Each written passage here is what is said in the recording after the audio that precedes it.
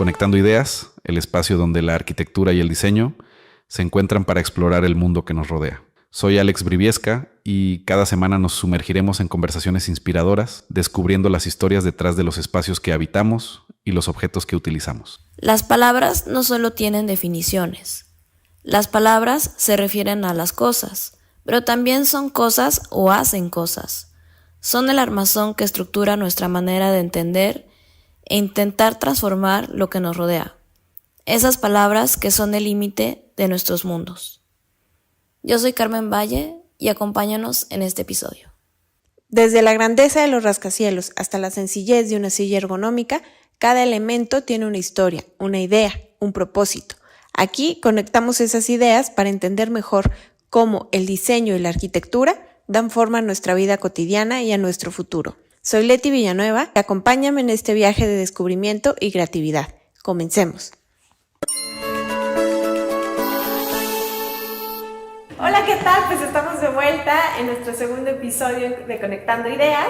Hoy tenemos una invitada especial, muy querida, amiga de nosotros, que conocemos ya desde hace un par de añitos.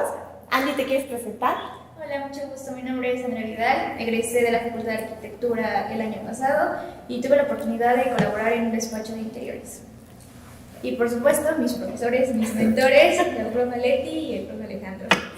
Pues bueno, este es nuestro segundo episodio. Como bien recuerdan, en el primer episodio de estas pláticas que tendremos hablando sobre diseño, platicábamos ya sobre el tema de la iluminación y hoy creemos pertinente el introducir en el tema del diseño de interiores. Platicar con Carmen siempre es un placer, hablar con Alejandro y discutir y debatir sobre estos temas, por lo menos para mí resulta muy interesante. Hoy hablaremos sobre qué cosa es el interiorismo, cómo ha surgido, cómo ha evolucionado a través del tiempo y sobre todo en la práctica contemporánea del hacer del interiorista, qué caminos se deben de tomar, qué estrategias, qué elementos son los que se deben de tomar en cuenta cuando nos enfrentamos a un proyecto de diseño y sobre todo lo que más nos preguntan, sobre todo los estudiantes, es cómo se puede cobrar un proyecto de interiorista. Pues a ver, la pregunta de los 64,000. ¿Qué entienden o qué consideran ustedes que es el diseño de interiores? ¿Por dónde empezamos? Primero por la más chiquita. Bueno, yo creo que es una disciplina que trata de crear atmósferas, ambientes que sean favorables, confortables para el usuario, ya que vamos a hablar de distintas personas, en tanto estatura, edades, por ejemplo, no es lo mismo hablar interiorismo en niños, en personas adultas, etc. Entonces, para mí es crear como incluso una identidad de cada persona, ya que el espacio va a representar lo que tú eres, lo que te gusta, etc. Muy bien, Carmen. Pues para mí creo que el diseño interior va muy ligado al tema de la arquitectura, ¿no? Y va más allá de una simple estética, ¿no? Creo que tiene que ver mucho con, si hablamos de ergonomía, si hablamos de acabados, si hablamos de materiales, cómo se exploran, desde qué punto de vista lo puedes abordar para que aportes, ¿no?, realmente algo que pueda ser funcional al ser humano, ¿no? Entonces creo que de entrada siempre tenemos que poner como a las personas y al ser humano como el punto de donde partimos para entonces sí decir qué estamos analizando, ¿no? Y el interiorismo creo que va muy relacionado a eso, ¿no? Porque justamente es como la parte interior, ¿no? La misma palabra lo dice, el interior habla mucho de quién eres, para quién vas a diseñar, ¿no? Cuáles son las personas que lo van a habitar. Yo creo que por ahí siento que va, ¿no? Claro, aquí me gustaría escuchar el comentario atinado de Ale, que cuando nos conocimos teníamos pues concepciones muy distintas sobre el diseño de interiores. ¿Por qué no nos platican? Del casi divorcio. A ver, sí, yo ahorita voy a funcionar como el polyman, porque justo al ser un arquitecto pues, tal vez más ortodoxo, metido en un tema de construcción y sobre todo por la experiencia que tuve con diseñadoras de interiores no muy, tal vez desde mi punto de vista no muy acertada su experiencia, sus propuestas, sí, yo estaba un poco en contra del interiorismo, ¿no?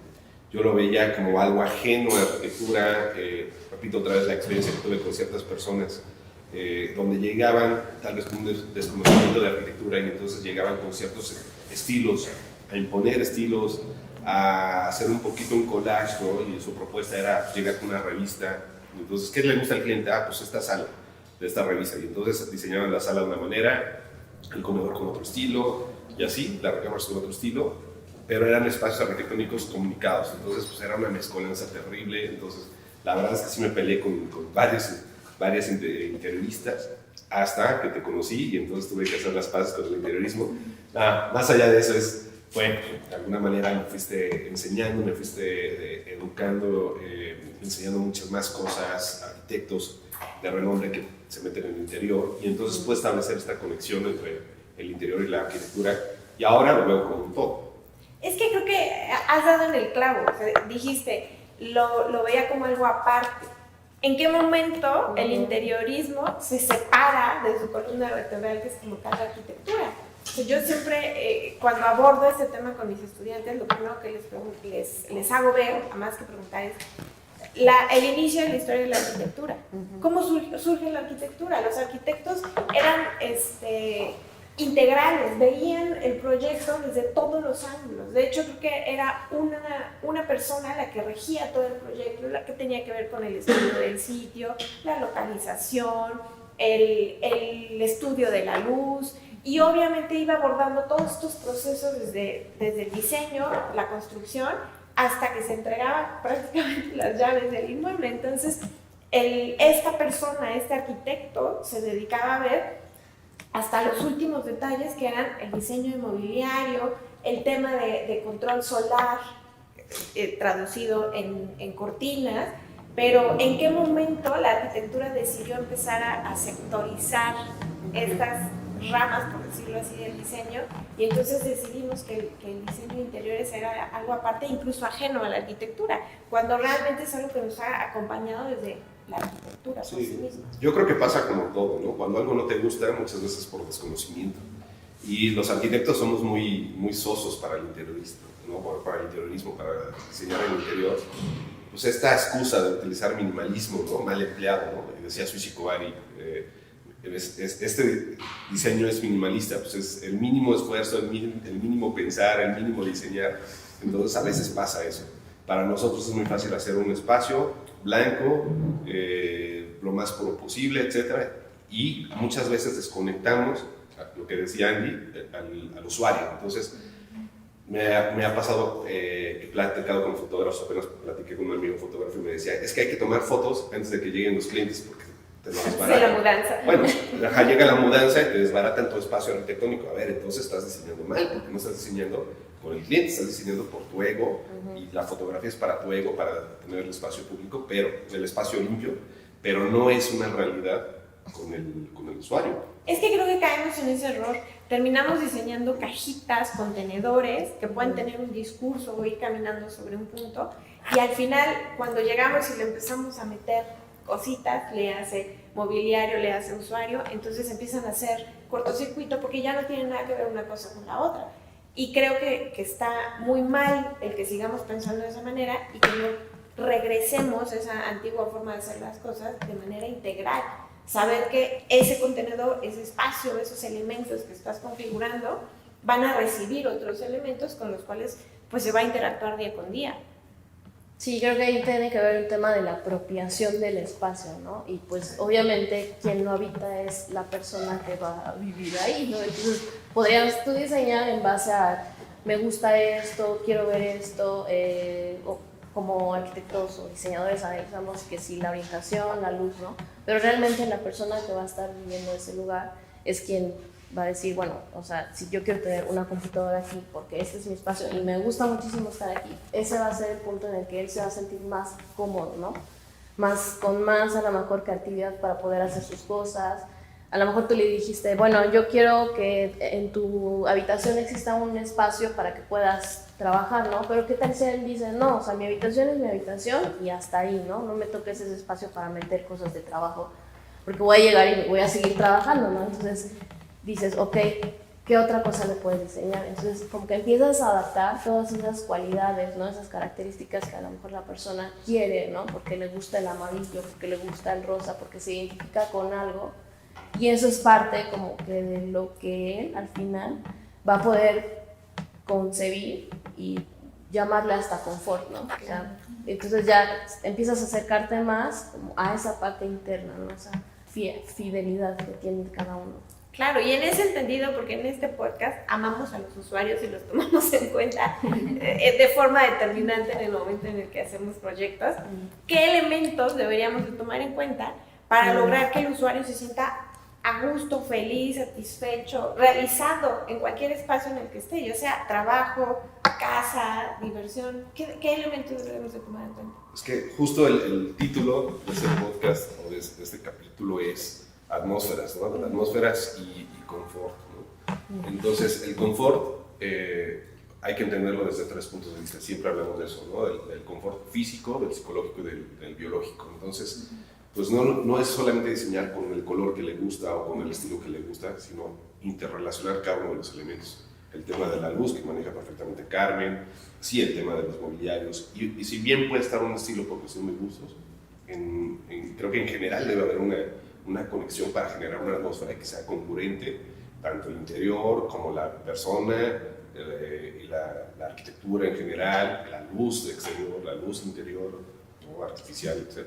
Es cuando vamos sumándole como niveles, ¿no?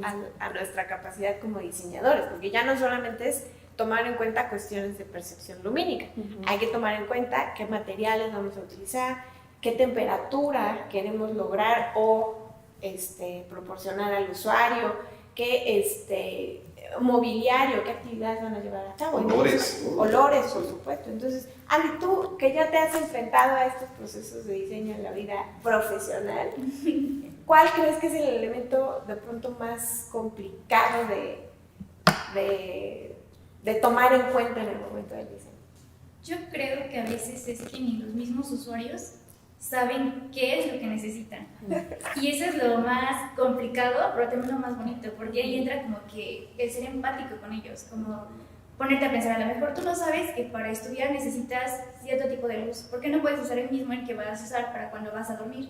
Entonces es ponerte en tu lugar y decir, ok, tú no sabes que lo necesitas, pero si te lo enseño, a lo mejor vas a decir, wow, sí es cierto, es mejor para mí. Y yo creo que también a veces para ellos la funcionalidad, así como la arquitectura. Yo creo que lo primero es que sea funcional y después que sea estético, que les sea agradable, que sea un espacio en el que quieran estar mucho tiempo, porque hay espacios en los que llegas y es como de, yo no quiero, ¿en qué momento me voy?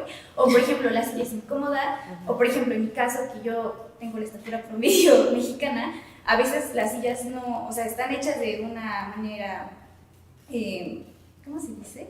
Como estándar. Y para mí no es muy cómodo porque a lo mejor mis pies no tocan el piso y al rato va que me duele la espalda, la cadera y así para diferentes tipos de personas. Entonces yo creo que principalmente es adaptar el espacio a ellos, que sea funcional para ellos. Es como, por ejemplo, si tenemos una persona con capacidades diferentes, debemos ocupar un espacio que sea funcional para su silla de ruedas, ya que a veces hay personas que psicológicamente les afecta, ya que no se sienten independientes, sino que necesitan a alguien, pero no es que no puedan, es simplemente que el espacio no está hecho para ellos. Entonces yo creo que es una de las cosas más complicadas, pero también la más bonita para mí del interiorismo. Claro, sí. El usuario puede ser nuestro gran amigo o nuestro gran enemigo, el que nos complica o nos favorece en nuestros procesos de diseño, sobre todo cuando encontramos esos clientes que te entienden, que a lo mejor no conocen y obviamente no son especializados en el tema, pero están abiertos a esas posibilidades. Pero de pronto hay clientes que, como dice Alejandro, no solamente los profesionales, llegan ya con una idea, ¿no? Bien Pinterest, bien una revista, o la casa de mi amigo. Esos son los más. Es En tal, todos ¿no? los sentidos, ¿no? Entonces hablando de diseño, empiezan a tomar ideas y termina siendo como un Frankenstein. Un pedacito de un lado, un pedacito del otro. El trabajo de nosotros como diseñadores sería tomar esas ideas, entender lo que quiere el cliente y entonces hacerle una nueva propuesta, reinterpretar esas ideas de tal manera que el proyecto que se hace sea único y pudiéramos decir que irrepetible para esa persona en específico. Sí, y creo que algo que comentó es importante. Darle al cliente lo que él quiere, aunque no lo conozca.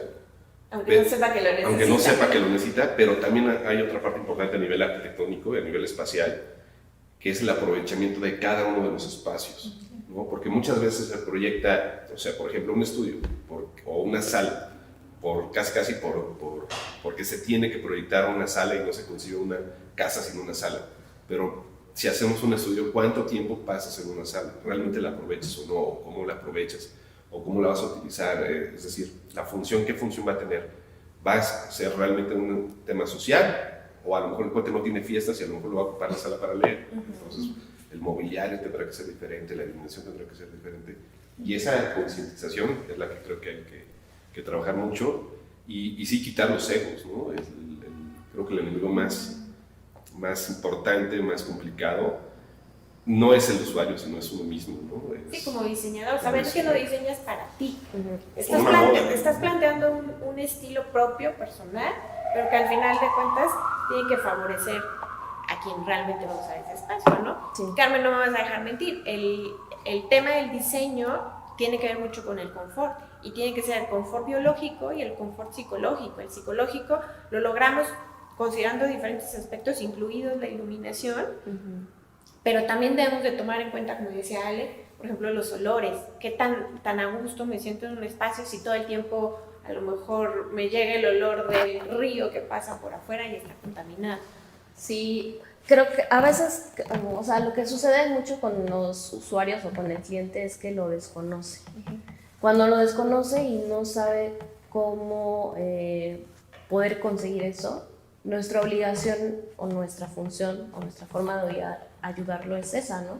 De irlo guiando justamente para que no se salga como de algo que tal vez él piensa que puede ser funcional o puede ser estético, puede ser, sino que más bien nuestra función, nuestra labor es esa, ¿no? Irlo canalizando para que de alguna manera él vaya encontrando esas respuestas que a lo mejor en ese momento no tiene, ¿no? A mí me sucede mucho con la luz, ¿no? O sea, con la luz es así, me hablan y me dicen, es que quiero este efecto, es que quiero esto, pero no entienden, por ejemplo, el tema de la temperatura de color, ¿no? Que es súper importante. No lo entienden porque, no, o sea, sí es, ¿no? No es que tu ojo esté capacitado para estar como nosotros, que ya estamos constantemente viéndolo y observándolo. Ellos no lo tienen y no está mal, no es que estén mal, sino que simplemente por desconocimiento no pueden hacer esa diferenciación en por qué pones una temperatura de color cálida, neutra o fría, ¿no? ¿Cómo nos afecta o nos beneficia la luz en los interiores? Muchísimo, o sea, hay igual, ¿no? O sea, hay estudios que hablan específicamente de que justamente se reflejan en nuestro ritmo circadiano, o sea, eso es muy claro. Ahí de la puesta de la salida del sol hasta que oscurece, desde ahí ya nosotros podemos analizar cómo nos afecta, desde cómo despertamos, hasta qué punto ya tienes que empezar a dormir. Y lo mismo que sucede con la astronomía y el sol, es lo mismo que deberíamos también nosotros de generar en nuestros espacios de nuestra vivienda, porque eso va a hacer que también ese ritmo circadiano no se altere, ¿no? Que normalmente, actualmente ya vemos que eso sucede y puedes tener problemas de sueño, ¿no? O alteraciones de otro tipo que sí están hormonales, claro, registradas, el ritmo ¿no? cardíaco, ¿no? Tan solo el pasar demasiado tiempo en la computadora, la luz azul hace que todo el tiempo estemos activos, entonces nosotros también tenemos que generar esos espacios para que justamente cuando llegues a casa pues sea un lugar como de recolectarte, ¿no? Reconfortarte y volver a decir, ok, me tengo que relajar porque ya voy a empezar a dormir, ¿no? Pues, sí, eso claro. Sucede también con la luz. Entonces, ¿qué elementos tenemos que ocupar para diseñar el interior? De entrada el espacio, a qué espacio nos estamos enfrentando y entender sobre todo la cuestión y nuestra función como diseñadores, ¿no?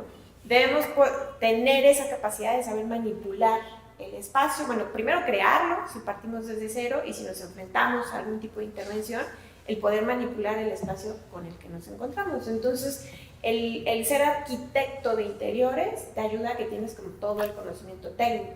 Quien se especializa solamente en diseño de interiores, a lo mejor va a estar cojo en esa cuestión técnica. Habrá quien diga, cualquiera puede ser interiorista.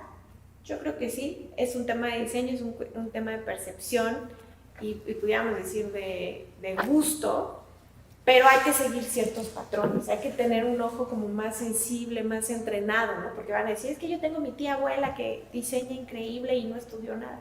Sí, hay gente que tiene por sí mismo ya esa capacidad innata, pero por supuesto que de igual manera se puede ir entrenando, se puede ir formando y tomar en cuenta elementos como pues, el tema espacial, qué espacios, qué dimensiones vamos a tener, la cuestión técnica, puedo abrir, puedo cerrar un muro, en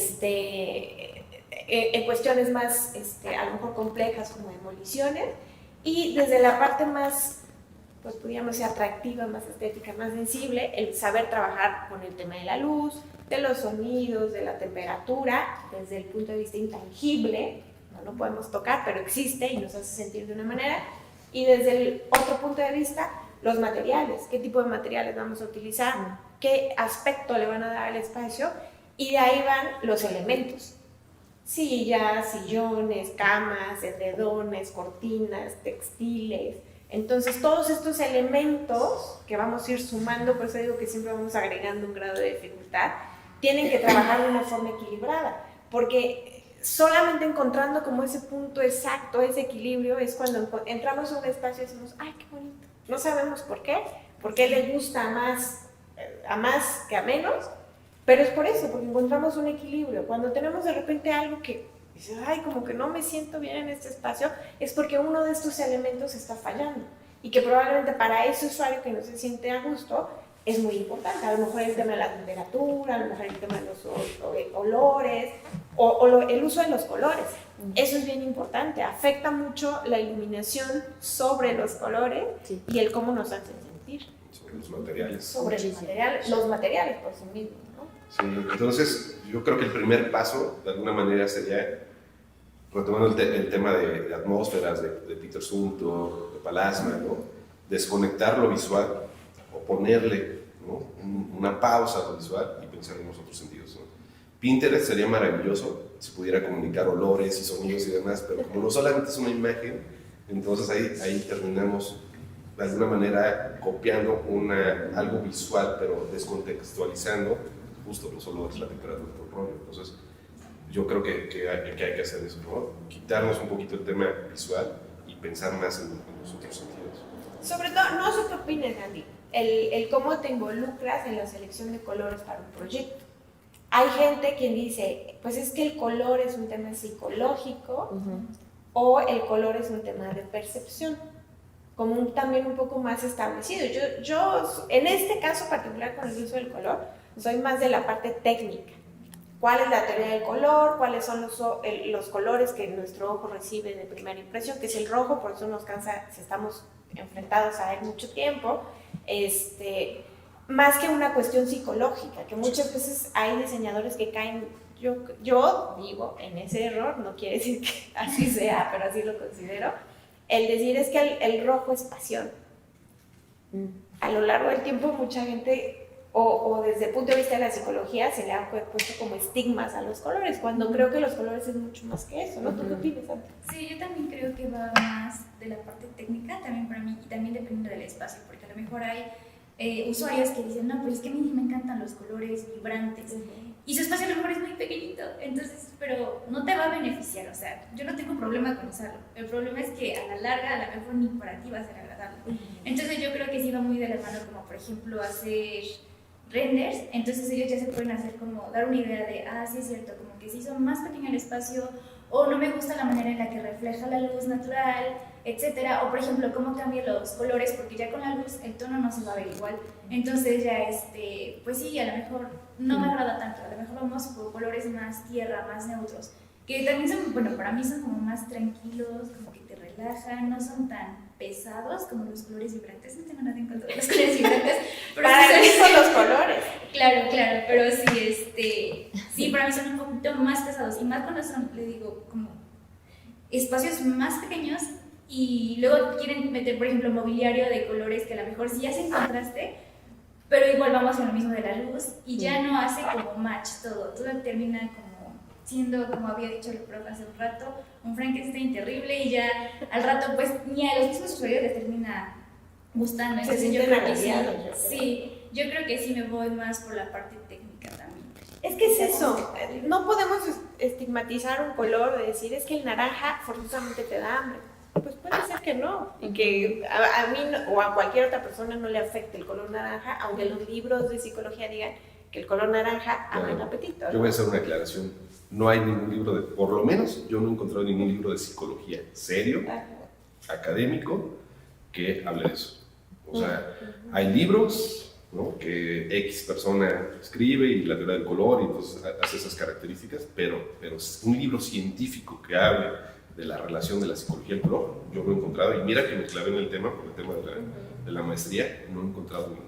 Y en cambio tú sí nos podrás asegurar que hay estudios que sí comprueban el tema de la percepción visual, Sí, y el color afecta cómo percibimos los espacios. Andy ya lo decía, Sí. podemos sentir que un espacio pequeñito se hace más amplio simplemente por el color que le ponemos, o que un espacio alto lo podemos achaparrar visualmente hablando, claro, simplemente con la colocación de un color. Sí, yo creo que, nada más para cerrar la idea, yo creo que una es la percepción, hay otra cosa que es la significación, y eso tiene que ser, es un tema contextual. Y cultural. Ajá, y cultural. Entonces, bueno, pues, tal vez el azul te significa tal cosa, pero eso dependerá de un contexto.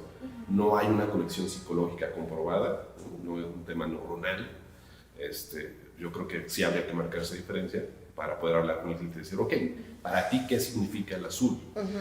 Eso es. Sí, en muchas culturas está comprobado que ni siquiera conocían el azul. O sea, Claro. no recuerdo en qué información existió, pero ahí, o sea, les decían verde o azul, ¿no? O sea, tal vez para nosotros que tenemos como jóvenes, culturalmente hablando, sí conocemos, ¿no? A lo mejor el abanico de colores, pero ellos que nunca lo habían visto no entendían si era verde o azul. Para ellos era el mismo color, aunque variaba, no sé, un grado, ¿no?, ya de cambio de color. Justamente lo que dice Ale, ¿no?, que es que en qué significados lo estás colocando. Si está en su contexto o nunca lo conocieron, pues no le van a poder dar. Sí, esta idea de es que el rojo da hambre, ¿no? Y te pone un ejemplo, McDonald's, tal. A ver, ¿es que te da hambre o simplemente que en un contexto de una ciudad gris, el rojo sobresale en un anuncio y entonces es un tema de marketing, de marketing, pero no tiene que ver con la psicología de que te vaya a dar hambre por el rojo? Sí. Pero bueno, para eso está el tema, la discusión, el cafecito El cafecito, y podrá haber opiniones diferentes. Para eso es el podcast, ¿no? Y a todo esto, ¿cómo podemos lograr una congruencia estética hablando de todos estos elementos de pronto tan complejos de forma individual? Porque hablar de la luz es tema y tema y tema, hablar de los materiales también y de cada uno de estos elementos que componen por sí mismo el diseño de interiores. ¿Cómo podemos lograr una congruencia estética en los espacios que diseñamos? Pues es que yo creo que es precisamente buscar que haya match entre los materiales, la iluminación, la acústica, los aromas, el espacio, la función, y nuevamente basándonos en qué necesita el usuario, porque pues la finalidad es esa, ¿no?, que sea confortable, que sea bello, y como lo decía al principio, al final de cuentas es también como su identidad, porque por ejemplo a mí me encanta cuando alguien se invita a su casa y su casa, bueno, para mí huele a lo que la persona generalmente huele, o por ejemplo la recámaras, o sea, es súper padre porque, bueno, para mí es como, muy bonito porque como si una recámara refleja cómo eres. O sea, siento que ves la recámara de alguien y puedes conocer sí, definitivamente es que eres tú, o por ejemplo ves algún espacio y me recuerda a ti. Y eso está muy bonito porque como que hasta con eso creas tu identidad, creas tu espacio y refleja lo que eres y lo que piensas y pues sí, te hace sentir feliz, cómodo. Y yo creo que, bueno, para mí eso es lo más importante. Y qué bueno que hablas de eso, porque hablas de personalidad de los espacios y obviamente de los usuarios que los habitan. Claro. ¿Y qué tal los estilos? ¿Ustedes qué entienden por estilos de diseño? Yo ahí sí no me meto porque no es un tema que domino, pero sí te puedo hablar de estilos de iluminación, ¿no? Que también eso va acorde a lo que es el mismo espacio, ¿no? O sea, no te puedo meter una luminaria técnica de un museo en una vivienda porque definitivamente eso está fuera de contexto, ¿no? O una iluminación de exterior que normalmente sucede, ¿no? Es que tengo un jardín, ¿no? Pues pon un reflector. Como por qué y de dónde, ¿no? No, es que quiero que se vea todo el jardín, ¿no?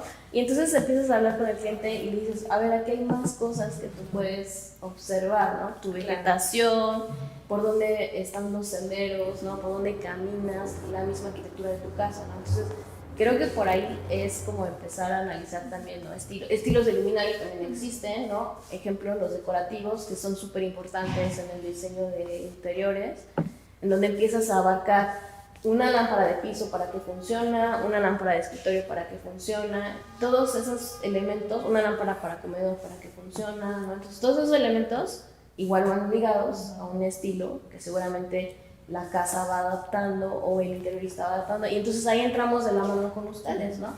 A ver, interiorista, ¿qué estás haciendo, no? ¿Cómo ves esto?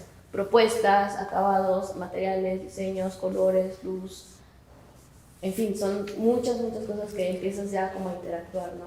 Claro, sobre todo entender, ¿no? Que los famosos estilos de diseño pues son una serie de características que le van dando sentido a ciertos tipos de lenguaje, ¿no? Entonces ya podemos ponerle nombre y apellido a la forma de unir ciertos elementos y poderlos denominar como romántico, ecléctico, contemporáneo. Entonces, en la arquitectura y sobre todo en el diseño de interiores, los estilos han ido y venido, se han ido transformando, se han ido mezclando de una forma impresionante. Y hoy en día yo pudiera decir que ya no existen los estilos puros, todos estamos influenciados. Entonces, los estilos de diseño de igual manera han sufrido esta especie de fusión con elementos de diferentes otros estilos y de elementos de otras partes del mundo. La globalización, que algo que nos trajo incluso en el mundo del diseño, fue abrirnos, ya no dejarnos cerrados a una sola visión de hacer las cosas. Entonces, si pudieran preguntar cuántos estilos de diseño, yo creo que no habría alguien que pudiera dar un número o una respuesta exacta, sino que se han ido moviendo, transformando, y difícilmente yo creo que hoy en día podríamos decir tal casa, tal lugar tiene un estilo exactamente así. Están fusionados. Yo lo que siempre digo es que hay que buscar justamente un equilibrio, tomar como ciertos porcentajes, un 80-20, a lo mejor si hablamos de fusión de dos estilos de diseño, donde siempre uno sea el que predomine, si vamos a meter un tercero, que sea en menor proporción, para que todos estos elementos se comuniquen de una forma adecuada y logremos una coherencia estética. Entonces, respecto a esto, hay muchas tendencias en cuestión de diseño. Andy, ¿tú nos quieres platicar? Sí. Bueno, yo creo que estos últimos años ha estado como muy en tendencia el minimalismo japonés, principalmente el Japandi. Para mí es un estilo muy bello, porque, o sea, creo que mezcla mis cosas favoritas. Iluminación, la paleta de colores que son más como neutras o naturales. Me gustan los textiles, las maderas que usa, porque creo que está muy influenciado también del estilo escandinavo. Entonces el tono de las maderas está increíble. El uso de plantas, eso también me parece muy importante, porque tanto le da como un pop de color al espacio y también le da vida, además de que pues en cuanto al ambiente también lo hace más confortable. Bueno, a mí me invita a estar mucho más tiempo ahí. Entonces yo creo que igual, no me acuerdo qué otro espacio, bueno, otro estilo estuvo muy en tendencia, creo que el Kimpo, que también mezcla el minimalismo japonés, pero también como más bohemio. Y creo que también un poco de wabi-sabi, entonces yo creo que eso está increíble. O sea, es que yo creo que toda esta idea y estas formas de hacer arquitectura de interiores van ligadas de estos procesos sociales que vivimos. Culturalmente hablando, hemos sufrido una serie de acontecimientos que nos van transformando y entonces nos vamos agarrando en ciertos elementos estéticos que nos hacen sentir bien en ese momento. Sobre todo yo creo que este resurgimiento de ciertos estilos, de volver a lo natural, rodearnos de plantas, pues vino después de la pandemia o en la pandemia, cuando todos estábamos encerrados, cuando nos picábamos los ojos en qué hacer y nos agobiaba a muchos de nosotros nuestras casas por un mal diseño. Y aquí es donde el diseño entra en acción, ¿no? El verdaderamente cómo afecta o cómo favorece la estancia de uno o varios usuarios en ellos. Yo quiero ser el polimero. Respecto a los estilos, ¿no? Yo no estoy muy de acuerdo en los estilos. Me parece que es una herramienta para categorizar, para de alguna manera ordenar ciertas ideas, ¿no? ciertas soluciones. Pero me parece que lo más importante es justo la esencia. O sea, si te estás, justo lo que dijo Andy, ¿no? Cómo se combina la madera con el concreto, ok, pero entonces estamos hablando de algo más esencial, que es el contraste. Y el contraste entre el frío concreto, ¿no? y la calidez de la madera, entre el gris y entre lo oscuro de la madera. Entonces, bueno, eso es lo que hay que retomar, eso es lo que hay que abstraer para poderlo meter en un contexto, porque si no, Si otra vez si nos casamos en un estilo, podemos descontextualizarlo. Nos pasa mucho como arquitectos. Te piden una casa minimalista y llega el cliente, que el mismo que te pidió la casa minimalista, llega y coloca hasta el jorobo, porque no es minimalista. Claro, caemos como una especie de fórmulas que otra vez no funcionan igual con Juana que con Chana. Entonces, no podemos trabajar en el mundo del diseño con una fórmula que quieras aplicar de igual manera en todos los lugares, porque no, cada espacio, cada proyecto, cada cliente es único y irrepetible. Entonces siempre hay que tener en cuenta todas estas consideraciones de presupuesto, de elementos sensoriales, de uso, de flexibilidad en el espacio. Entonces sí, hablar de diseño en general creo que es un tema complejo porque son muchos elementos los que se ven involucrados. Entonces el caer en ponerles etiquetas, esto es puramente minimalista, esto es puramente Art Deco, creo que ya sí, es reduccionista, ¿no? Te puede llevar más a un error que a un acierto. Exacto. Y no sé si también eso, por ejemplo, generando como un estilo muy marcado, eso lo vuelve después como en el tiempo Totalmente. degradable, Claro. ¿no? Entonces, más bien yo pondría la palabra atemporal, ¿no? Que a lo mejor eso no se casa tanto como algo tan rígido que te limite en un cierto tiempo, en ciertas características, sino que está más, ¿no? Como yo les diría, más flow, más flojito, más fluido, y que eso pues al final no puede llevar a trascender en el tiempo, que al final la arquitectura, el diseño, y eso es lo que, su esencia que también tiene que pues, respetar, ¿no? Sí. Y ahí dependerá del cliente, ¿no? Del poder adquisitivo que tiene. Si tiene, ¿no?, mucha lana como para estar cambiando los muebles cada temporada, cada estilo, pues está bien. Pero sucede que tal vez la mayoría no hace eso. No hace eso, y entonces Ajá. tienes que diseñar, como tú dices, pues para que dure para perdurar, exacto, ¿no? Entonces, bueno, eso creo que es un tema para la presidente.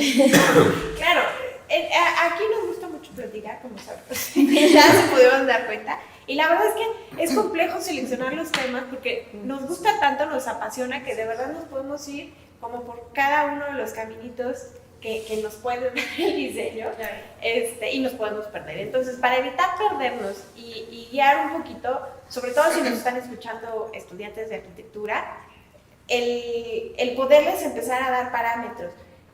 ¿Dónde se puede trabajar como interiorista? ¿O qué puedes hacer si te quieres dedicar al mundo del interiorismo?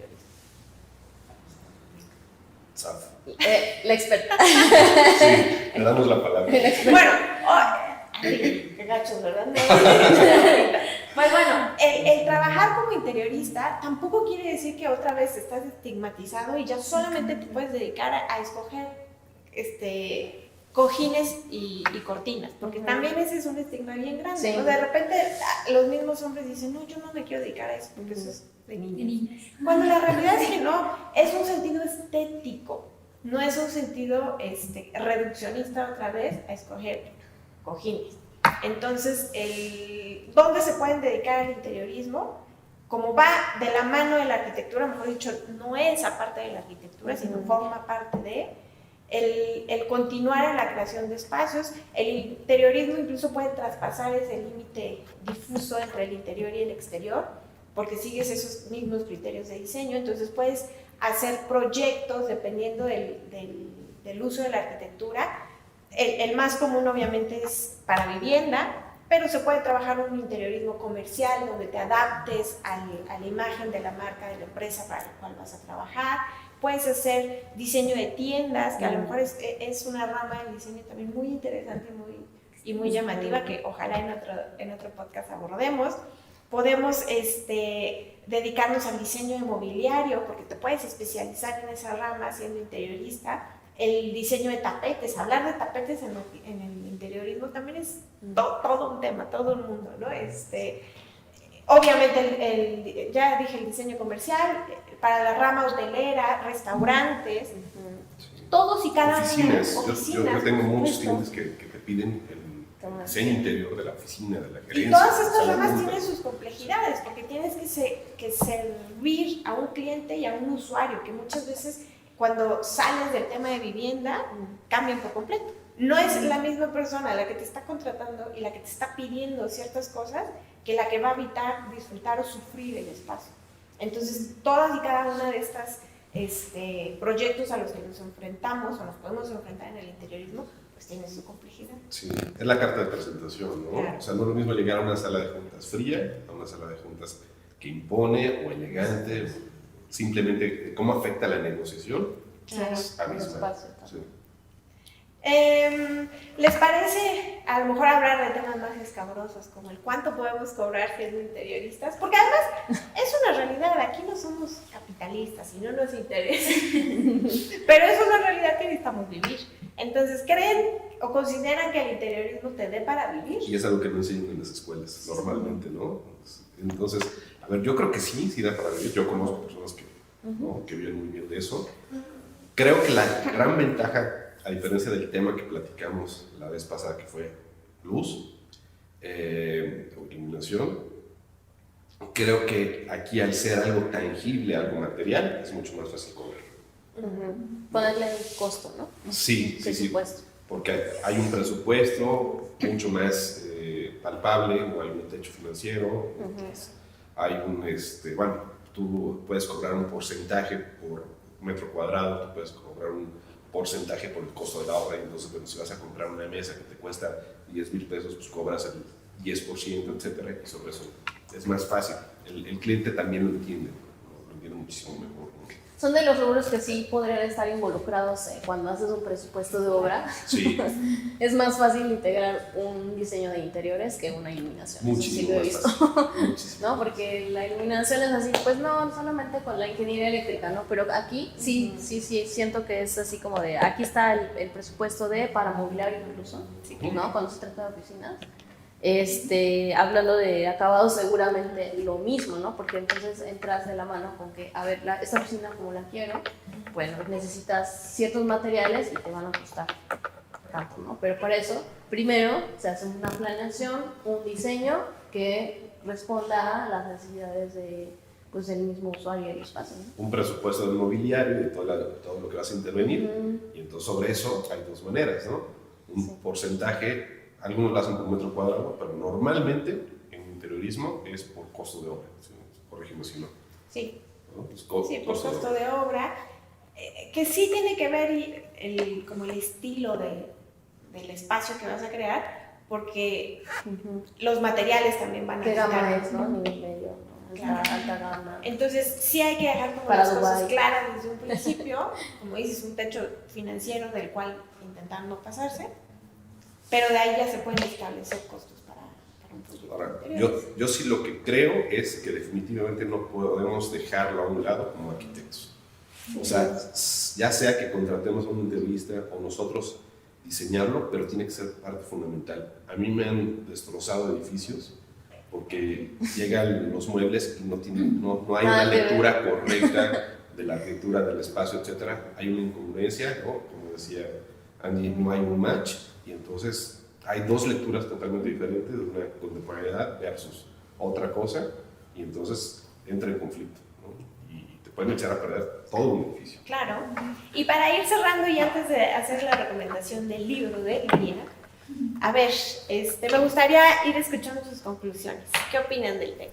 Interiorismo es súper importante, no dejarlo así como algo aparte, siempre involucrarlo en todos los diseños de arquitectura, incluso de ingeniería, yo diría, ¿no? Me arriesgaría un poco ya a ir más allá, para que no sea un tema como aislado, ¿no? De decir, bueno, esto es solamente, como decían, ¿no?, para niñas, o que solamente cumple una función estética. Creo que sí tiene que ver un análisis más profundo, que eso te va a llevar a un resultado congruente con lo que estás diseñando.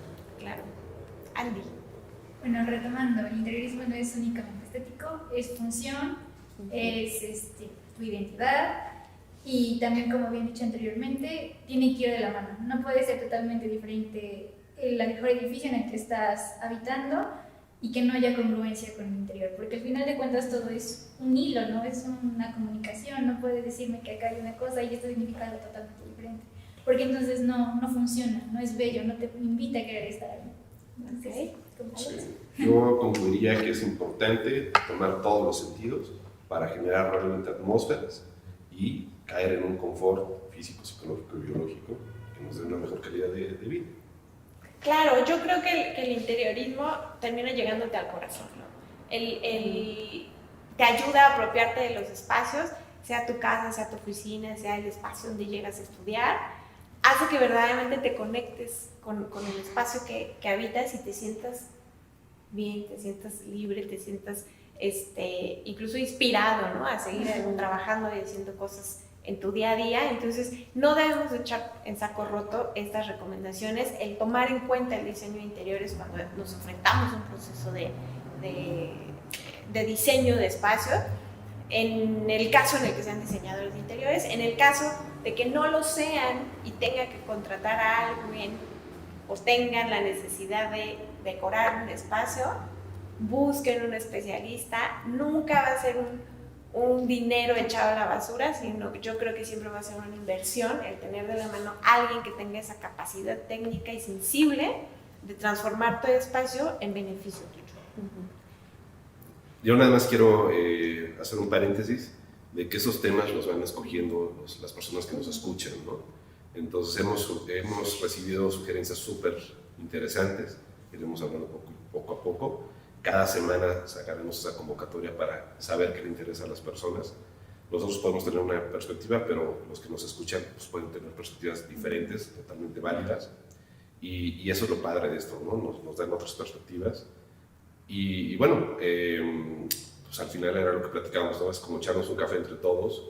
No es una plática que quiera llegar a profundizar sobre un conocimiento, sino es tocar la puerta, abrir la puerta hacia un mundo que probablemente no conozcamos, cachar algunas ideas, y ya habrá otras herramientas de poder compartir algo mucho más técnico, ¿no? Pero bueno, solamente agradecerle a los escuchas. Ok, y antes de irnos, antes de agradecerles y despedirnos, el recomendarles el libro. No queremos caer en esa parte de cómo ser un buen interiorista, o paso 1 para decorar un espacio de interiores, porque eso creo que se determina a través de un curso, pero los libros o estos textos que nos pueden ir ayudando a entender todo esto que hemos platicado y el cómo el espacio nos involucra como usuarios, sería el de Atmósferas de Peter Zumthor, que es un viaje increíble sobre, otra vez, el fenómeno de la luz, de los sonidos, de los olores, todo ese tema de la fenomenología en la arquitectura y cómo nos afecta. Creo que es un muy buen referente para comenzar a entender el fenómeno del diseño. Sí, y creo que sería eso. Hay otro libro que también es interesante, que se llama Homebody, que también se lo recomendamos, ¿no? Y bueno, habla un poco sobre lo mismo que hemos platicado, pero sí creo que hay que quitarnos el tema visual y profundizar en otros sentidos y bueno, pues conectar al final de cuentas, como nuestro título lo dice. Pues sí, los invitamos a seguirnos si es que no lo hacen, a ver nuestro capítulo anterior, recomendarnos y sobre todo escribirnos diciéndonos qué les pareció, qué opinan ustedes del diseño de interiores y de todo esto que platicamos. Y platíquenos qué temas les interesa, qué les gustaría que platicáramos en nuestro siguiente podcast. Muchas gracias. Y así llegamos al final de otro episodio de Conectando Ideas. Gracias por acompañarnos en esta exploración de diseño y arquitectura. Recuerda, cada espacio y forma a nuestro alrededor tiene una historia que contar. Hasta nuestro próximo encuentro, sigue conectando ideas y creando. Soy Alex Briviesca y ha sido un placer compartir este tiempo contigo. Hasta la próxima.